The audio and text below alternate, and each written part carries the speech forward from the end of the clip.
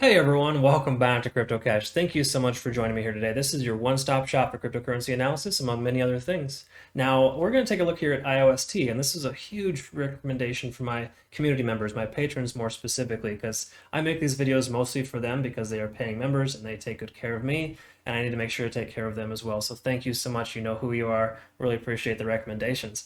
Now, moving forward, I'm not a financial advisor. This is for educational purposes only. You should always do your own research and make sure you take ownership of your own trades. What I mean by that is don't take my word as gospel. Learn what you can from me and everyone else, of course, that is actually reputable and has good trading habits. And make sure you adopt little philosophies here and there and create your own, right?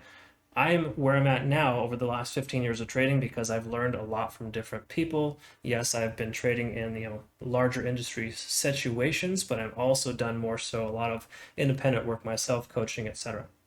Regardless of that, just want you to know you're in good hands here. You're going to learn a thing or two, learn a thing or two here today, or a few, whatever. It's up to you, up to you, right? Anyways, enough about that. I have a Patreon account. Check that out, of course, in your own time. Link in the description below. There, I send out signals, buy signals, trade signals, best practice, entry targets, everything you really need to know to be more of an effective trader. So if you're more of an autopilot kind of person, you like to kind of learn vicariously and benefit, I have an 80% success rate. Check that out in your own time. Link in the description below.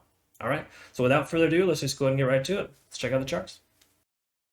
All right, folks, let's go ahead and take a look here at IOST. And just before we do, we always look at Bitcoin and Ethereum first, get a kind of a quick baseline on the market so we know what's going on. I always like to look at the 4-hour chart and just kind of get quick perspective on both, because a lot of coins are on the ERC20 blockchain, and Bitcoin, as we experienced yesterday, has a tendency of killing our accounts and our portfolios by no less than 20-25% at a time when the whales get together and try to destroy El Salvador. Okay, regardless, let's just go ahead and get to the charts. Let's check it out. But yeah, unfortunately, yesterday was kind of a destruction day, for lack of better terms. That being said, let's go ahead and move on to Bitcoin. Just before we do, I like to preface with a couple things. First of all, this is TradingView.com desktop application. I utilize this as a pretty much the only charting tool that I need because it has everything, obviously. It's built into a lot of different exchanges, so obviously utilize that if you can, prefer it, because it's just kind of the better, more elite version of trading. However, use what you want. It's perfectly fine. I have a link in the description below for a free month if you'd like to try out all the indicators. In other words, you can only get 2 indicators present at any given time for the free version. You can get a lot more with the paid version, so check that out. I do recommend paid versions if you're going to be doing this more consistently. All right, so let's go ahead and take a quick look at this here. So just so you know what the heck's going on, these red squares are essentially just highlighting Mondays and Tuesdays of the week, right? Now, I did this for my community members, my patrons, just kind of get perspective because I analyze Bitcoin regularly to help us understand kind of what direction to take. And this was essentially something I wouldn't say I predicted it, right? But I expected a retracement, albeit 5% maybe, not 18 to 20% in about an 8-hour period. It was crazy insanity yesterday watching the market just drop and everything just selling out. And that being said, with what you see here, these are all Mondays and Tuesdays.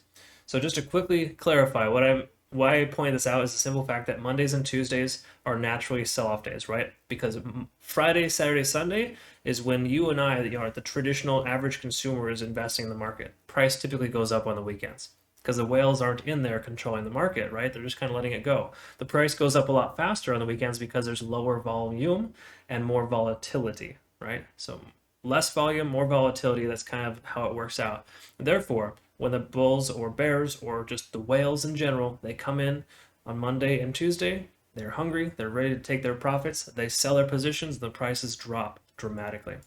Maybe not this dramatic in most cases, but traditionally you see Mondays and Tuesdays, with rare occasions of green Mondays, they're mostly red days. Okay, so just keep that in mind. This is more common in bull markets, of course. Bear markets is almost the inverse, where Monday and Tuesday are buy days, and then they sell off the rest of the week. Okay, just want to show you that. So let's look at the 4-hour chart really quick, just to kind of understand what we're looking at here. This previous resistance / support level of 46,800 is turned into a resistance now. It is a very strong level, which is nice in ways, of course. It was very, very helpful for a while. Now it'll probably be detrimental somewhat because it'll probably hold the price down in this channel of 44 to 46,800. I feel confident in saying the price shouldn't go any lower than 44,000. That's just my own personal feelings based on my experience. I think we're going to be pretty safe at 44 as a baseline. In other words, the lowest point in which it should go, because as we can see, the price corrected itself, even had a major sell-off yesterday, and it didn't go much further than about 44.5. All right, so just something to consider there. Bear in mind, obviously, we have a resistance at 50,000, and both moving averages are working above the price action right now for obvious reasons. We just blew through all that. In other words, support, resistance levels, none of that matters when the whales have an agenda. So traditionally, they kind of honor a specific code of just kind of staying within major support and resistance levels, but that didn't happen. But now that we're here, 46,800 is a major resistance. Keep that in mind. All right, let's go and move on to Ethereum. Very similar scenario here as well. I would say almost identical in a lot of ways, only we have different moving averages, of course. The 200s below the price action, which is nice. The previous support was 3250. Actually, that was previous resistance, correction. Now is support at 3250. And of course, we had the previous support at 3550. Now potential support. Correction, potential resistance. I'm flipping my words around today. But you can kind of see by the charts, obviously, what that implies. We've got a major resistance up here at 4150. That is the previous all-time high on the one-day chart. That's where the candlestick closed 2 days in a row in the recent past here for Ethereum. So keep in mind, if we get back above 35.5, we'll still be in that large channel between 35.5 and 41.50. Okay, so about a $500–600 difference there. All right, so looking at IOST here, let's go ahead and take a gander. And first of all, to preface, I think I already mentioned this, but thank you so much to my subscribers for recommending that I cover this. My patrons more specifically. I take good care of you because you are my paying members, so I really do greatly appreciate you. And just know that I always try to make as many videos as possible regarding your requests because I do care for you and obviously want to make sure to continue to grow the channel, so thank you. Moving forward though, this one here, we got a one-day chart. It looks like it's testing its previous all-time high, and it has, and it's getting rejected. Let's go ahead and mark that. Okay. So we're going to go ahead and see. It looks like almost exactly 8 cents. Also, too, future reference, pro tip. You kind of pick this up over the years, but in the 15 years that I've been trading, you kind of see common patterns that form, right? More often than not, support and resistance levels are at major dollar amounts. In other words, round numbers. So 50,000, for example, 44,000 for Bitcoin. 36,800. It's not 36,842. It's almost always exact numbers. And the reason why is because people tend to buy and sell on exact round numbers, right? So just keep that in mind. That being 8 cents, it's almost exactly what it definitely is a round number, but it's the price is almost exactly at 8 cents. There's no coincidence there. And it closed what? There's what? Like 6 days in a row that it couldn't break that resistance level. Twice it closed right at that level. Today could be very well the same scenario. Okay, so what we got to do, we got to honor that as a resistance level because that is a very respectable number that we have to try to get past for IOST to break through and to start going parabolic and to essentially continue this run. That being said, doesn't mean it's not going to happen. In fact, the more often you try to test a resistance level, the more likely it is to break. This being the 7th push, could very well break it. But keep this in mind too, we only have an hour and 15 minutes before this candlestick is going to close in the one-day chart. If it doesn't break above that, we still got another full 24 hours to respect that as a potential resistance. All right, so just kind of throwing that out there so you understand that. That's kind of how that works. Yes, it might be above on the 4-hour chart or above on the 1-hour chart. That really doesn't matter because the previous major resistance level is 8 cents on the one-day chart. Okay, and again, the one-day chart is typically the chart outside of the 4-hour chart that most of the industry leaders are using to judge support and resistance levels and to establish these zones.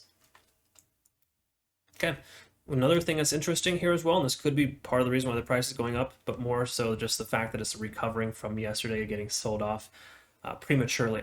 There is a increase here. We got a golden cross coming up. So if you're not familiar with that, when the 50 intersects with the 200 in upward fashion, very similar to a MACD convergence from the 12 to the 26, you see something like this happen. You see the price jump out of nowhere for no reason at all, honestly. I mean, true, it does help because it's a support level pushing the price up, but it's so far away from the price action right now, it doesn't even matter. But yet it still kind of gets in people's heads and they have a tendency of buying into this, which is all well and good if you can kind of understand that. That's probably pushing the price up here, which actually means in the next couple of days, maybe 2 or 3 days, we're probably going to see that golden cross complete itself and that could even push the price up even further.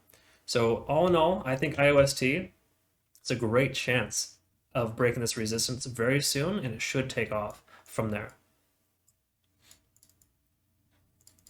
Looking at convergence, well, not much of a convergence there, just keeps bouncing. But bottom line here, there's kind of a convergence on the second. So 6 days ago, we had a significant, tell in the market that was letting us know, hey, price is going to increase. We got to get ready for this. Plus, it was testing its most recent high, and then it broke through. So no surprise there. Oftentimes, the MACD convergence on the 1-day chart or the 4-hour chart is a really firm indication of a buy signal to go long for a swing trade position. Something you're going to hold for longer than 24 hours. Excuse me. All right, so let's take a look at the 4-hour chart here. As we can see, this candlestick here is getting rejected. Same thing we saw on the 1-day chart, just a little bit smaller, or better time frame to look at that. RSI is still, well, barely over 70, but kind of staying within. One thing you'll notice is between 50 and 70, there's kind of a support channel. 50 days, the 50 line RSI of 50 essentially, right in the middle, that dotted line, usually works as a support. So the price rejects up here and comes retracing back down. We might see it eventually bounce. I don't put a lot of weight into that, but that does tend to factor in sometimes. But the one thing that's really important is to identify the MACD convergence. We can see that happen right here in this candlestick. And what we're going to do is we're going to look at that on the Ichimoku cloud and kind of see if there's a correlation. There may not be, based on the fact that we had a major sell-off here recently and that kind of hit reset for a lot of things. But as you can tell, there was a nice consolidation period here. We had a leg up, consolidation, another leg up, right? So hadn't this happened yesterday, we probably would have seen the price continue up regardless, right? Or there's that knee-jerk reaction here, well, hey, the price is too low. We're going to buy in because it's a good value. We're going to drive the price back up. So there's a lot of good things here. There's a strong chance there's a good fundamentals for IOST. And I honestly haven't looked into it yet because I'm not invested in this, but if you are going to invest in this, or you already are, you might want to look at the fundamentals because it's really important to do that. Before I take any investments, I always look at the fundamentals to make sure it's worth putting my money into. Because it's one thing to buy into the hype and everyone else buying it because the next person is doing it, but don't be a lemming. Don't be one of those persons that just does that arbitrarily. Have confidence in what you're investing in. This is an investment, not gambling, right? People tend to forget that. Either way, just letting you know, kind of friendly advice here. Be cautious and be careful when you take investments. Always do your own research, but more specifically, fundamental research is important when you're investing. So taking a look here, obviously we look at the 4-hour chart, we can kind of see the price over 200-day simple moving average and the 50 as well. The 50 is right here, 200 is trailing behind. So all good things here for the 4-hour chart on IOST. The only, again, concern we have is the previous high here of 8 cents. So the most recent all-time high, 8 cents, that's going to be kind of a major resistance level. If it can break above and stay above, we'll be looking pretty good. All right, so we looked at everything there. Let's go and look at the 1-hour chart, and more importantly, the Ichimoku cloud on the 1-hour chart. There we go. Nice. I like when I see this here. Now here's two things to identify. First of all, this is a 1-day chart. I marked the convergence on the 1-day chart back here, right? So this full 24-hour period, we had a convergence in the MACD, telling us, basically giving us an indication that the momentum is shifting from bearish to bullish. That's basically what the MACD is telling you. When the 12 intersects with the 26 in an upward fashion, long story short, the bears are conceding, the bulls are taking control, and that's where you see it right here. Yes, it was slow and steady, but it did eventually take off. Same thing happened here as well. This strong retracement, price broke above the cloud, gave us a second indication of a buy signal, and look at that, it's pretty much the same exact hour. In that 4-hour time frame, we had a convergence on the MACD, also telling us, right? So these are all fantastic things. In other words, you want to honor the MACD convergence. First of all, the 1-day chart MACD convergence is usually delayed. What's interesting about this is it told us ahead of time that this is going to happen before the 4-hour chart identified that. And that's based on the price movement and the price action over the days. But that being said, if the 1-hour chart on the Ichimoku cloud, the price goes above and you get a 4-hour convergence on the MACD, that's a win-win. And on top of that, if you have a convergence on the MACD on the 1-day chart kind of coinciding with all three of these, that's like a sure shot. In other words, it's obviously what happened to drive the price up here. Now, this convergence here happened because of the simple fact that the price retraced and came back down, right? Because this retracement should not have happened. This is what that 20% sell-off from Bitcoin in 1 day will do to a price action and even a really strong coin that's kind of moving independent from Bitcoin. Because obviously that's not that significant of a move. That is, I mean, we look at the percentage. Okay, correction, that is about 25%. It looks small compared to where it's at. but this still took a hit, right? That's why it ramped back up and got back up fast, because a lot of the good coins, you'll notice, they get right back up to speed. I think Solana did this as well, where it really didn't even matter that the sell-off occurred. The price just came right back, if not higher and stronger than it was before. That's a sign of a good quality coin. So to me, all these things happening right now is a very good indication that this is a very strong likelihood of it breaking its previous all-time high. It may not do it right now. It might do this in another 24, 48 hours. Because if you look at this 1 hour chart, and this is another thing that's helpful to look at, is TD Sequential. So if you're not familiar with TD Sequential, get familiar with it. It is extremely important because it helps identify exhaustion. So on the 1 hour chart, I've noticed it works typically the best for me. 4 hour chart, yes, also good. 1 day chart, good too. Smaller time frames, not so much. But the 1 hour chart seems to be the best because of the fact that bull runs only last for so long, right? Now you can look at a 1 day chart and be like, oh, the bull runs happen for 20 days in a row. Yeah, it's only happening because of the fact that the price is increasing and consolidating in short bursts. In other words, what I'm getting at here is if you look back here, this leg up was okay, but it was too much. Normally it comes down 50%, but it continued to come up and go sideways. That's healthy. That's a healthy bull run. And then it took another leg up again. So we should expect the price to go sideways just under the resistance of 8 cents and then potentially break to the upside. Right? And what it could do is it could also create an ascending wedge pattern, whereas the price will kind of just break to the upside once it continues to test the resistance level. It's a very, very common occurrence. So again, in the 15 years I've been trading, you see ascending triangle patterns break to the upside about 75% of the time. Now, this isn't an ascending triangle by any means just yet, don't get me wrong, but I have a feeling it's going to continue to test the resistance level, and if it does and it works itself over, then you can kind of tell that it's going to eventually break out, because it either breaks up or down. There's only 2 ways it can go, but for the most part, when it's working itself into a major resistance like the previous all-time high, it will not just break straight through the first time, right? It has to kind of test it and continuously do that. But great news is it's already tested it 6 times in the past and rejected. Now the 7th attempt, yes, it might have been rejected or may reject here in the next hour, but if it continues up, great. It'll eventually, I feel it's going to eventually break based on what I've seen here so far. So really good things here from IOST. All right, anyways, that was kind of a rant there. Let's talk about TD Sequential. Now, TD Sequential is great because what it does, it helps us understand market exhaustion. So let me actually give you an example here. We look back here, right?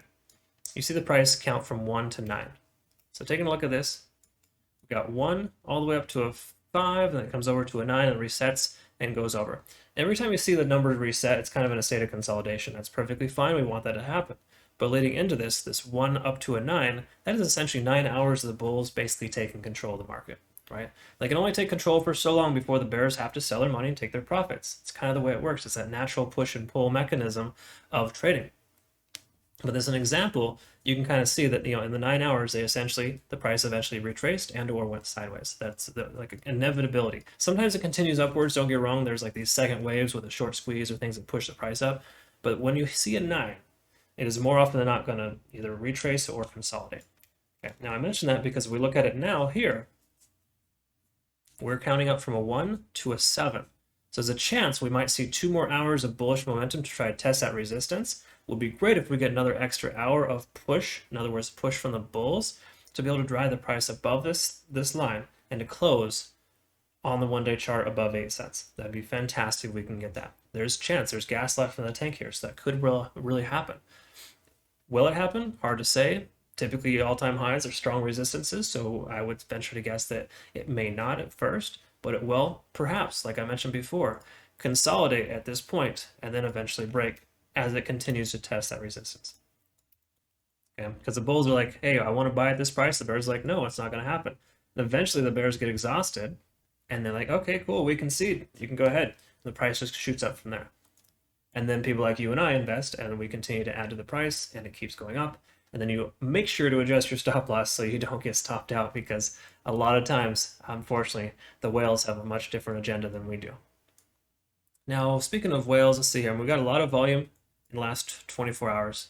So keep that in mind as well. We've significantly increased the volume. So there's more people like you and I actually jumping in here, which is good, because oftentimes we like to kind of jump into the party and kind of get in there before it's too late. And I don't think it's too late, honestly. A lot of people don't like buying into all-time highs, but I think it's a fantastic thing because a lot of the Solanas and the ADAs and coins that actually have quality are able to do that.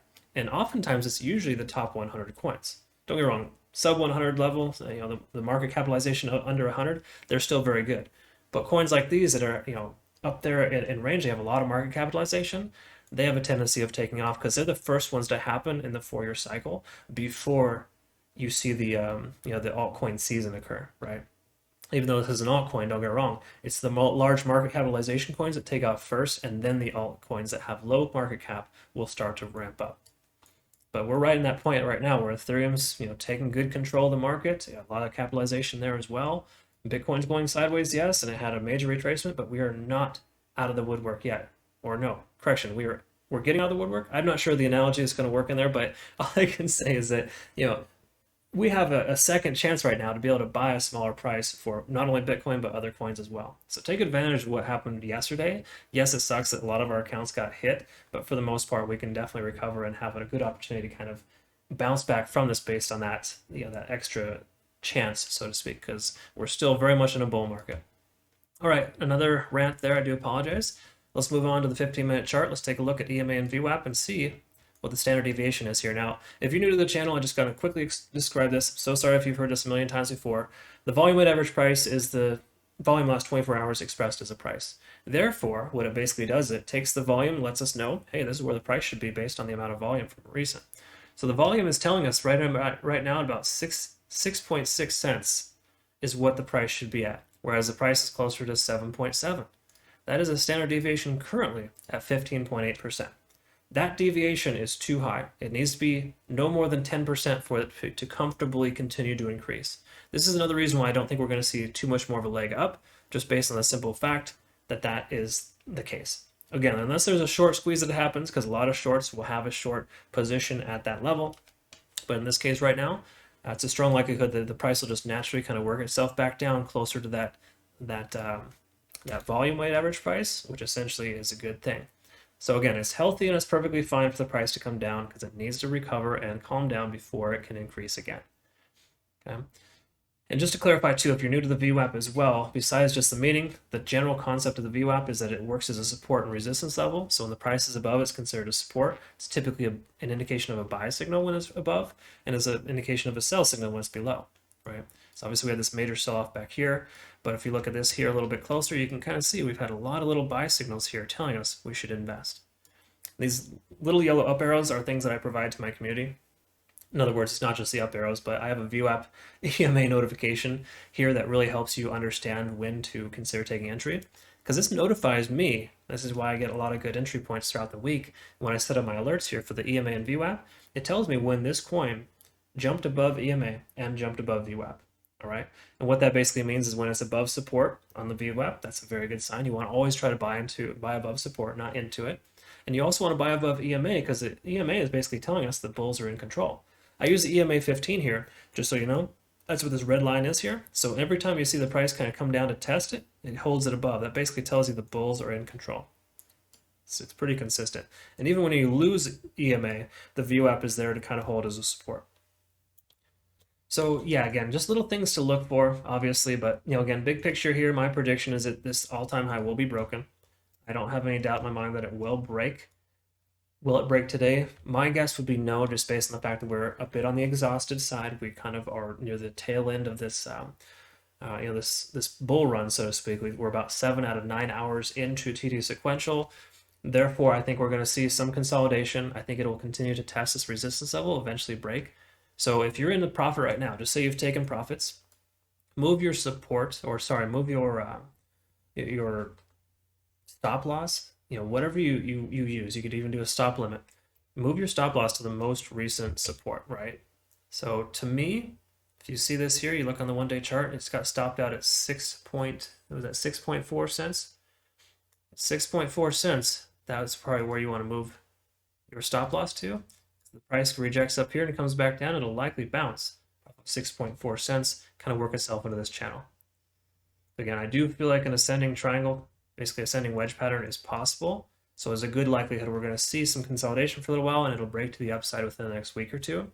I would hope that it to happen sooner. I feel like it will based on its volume and its momentum and the way that these coins are taking off right now. Coins like this are doing very well.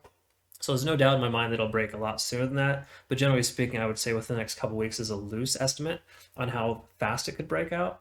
But it could happen any day now. Just make sure, again, protect your profits. If you're in the green right now, move your stop loss up just somewhere in this range here, and ensure that you take profits while you still can. Hell, I would even take profits now, wait for the price to retrace back down, bounce off support, and reinvest. That's usually my MO. I do that for the most part. I love buying off of strong support levels and selling when the price is overextended and waiting for it to retrace back down. Yes, occasionally you can see that, this again, the Solanas, the Adas, the ones that take off and they just keep going up. You wish you'd stayed in, but at least you made a profit. There's nothing worse than being in the green and then holding on so tight, being so greedy with your money that you eventually end up in the red. Because what happened yesterday, we had no idea. Had you taken profits before that, you would have been happy. You'd have USD or USDT on the side, and you could have bought the dip. Instead, we're kind of just left sitting on our thumbs waiting for that, right? At least some of us are. Thankfully, I kept some money aside, and I recommend my communities do that as well, but not everyone is in that same position, right? So again, be careful, be cautious here. And if you made it to the end of the video, thank you so much. You're a trooper. You might benefit from my Patron account. Feel free to check that out. I think I mentioned that in the intro, of course, but generally speaking, I provide swing trades, hodl trades, day trades to my community members, and I send out signals as soon as I take them. And I have about an 80% success rate. I send 2 to 4 signals per week. So check that out in your own time, of course. Helps me grow the channel with your support, but more importantly, I'm able to support you too and help you become a better trader. So it's kind of cyclical. We all work together essentially to get there. We do have a private chat channel as well where we can all communicate and learn together as well. Awesome stuff. Thank you so much for your time. We'll see you in the next video. Hope you have a great rest of your day. Thank you.